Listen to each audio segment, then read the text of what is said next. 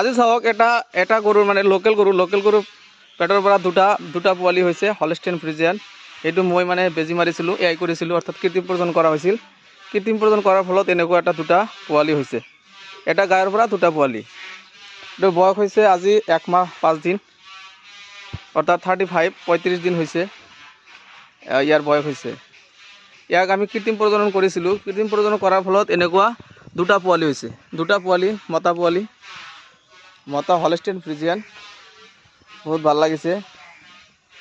এইটো মানে লোকেল গাইৰ পৰা এনেকুৱা দুটা পোৱালি ওলাইছে। চাওক, এই গাখীৰ খাই আছে আৰু এটা ইয়াত আছে। দুটা পোৱালি, এইফালে যা, একবাৰ যা। দুটা পোৱালি হৈছে মানে এই গাইজনীক মানে কৃত্ৰিম প্ৰজনন কৰা হৈছিল। কৃত্ৰিম প্ৰজনন কৰাৰ ফলত এনেকুৱা মানে দুটা পোৱালি ওলাইছে। 1 মাহ 5 দিন মানে বয়স হৈছে তাৰ। চাওক কেনেকুৱা হৈছে দুটা, বহুত ভাল লাগিছে। মানে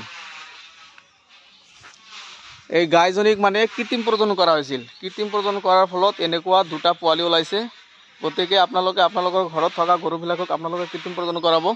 কৃত্ৰিম প্ৰজনন কৰালে আপোনালোকৰ ঘৰত ভাল উন্নত ধৰণৰ পোৱালি পাব। সেইটো মোৰ মানে কথা। গতিকে আপোনালোকৰ ঘৰত থকা লোকেল গাইজনীক আপোনালোকে কৃত্ৰিম প্ৰজনন কৰাত মানে সদায় মনোযোগ দিব। আজি এইখিনি, থেংক ইউ বন্ধুসকল।